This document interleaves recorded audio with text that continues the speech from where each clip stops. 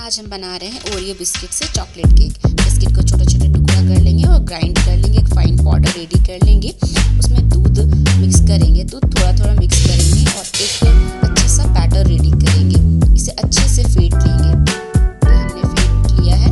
अब इसमें 1 चम्मच घी ऐड करेंगे और इसे अच्छे से फेंट लेंगे। ये हमारा बैटर रेडी है। इसमें 1 पैकेट से कम इनो डालेंगे और थोड़ा सा दूध मिक्स करके इसको अच्छे से फेंट लेंगे।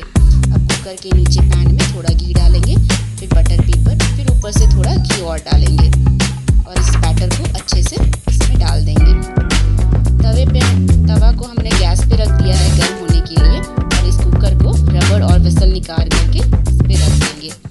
इसे लो फ्लेम में पकाएंगे। 15 to 20 मिनट्स में हमारा केक रेडी हो जाएगा। हमारा केक रेडी हो चुका है।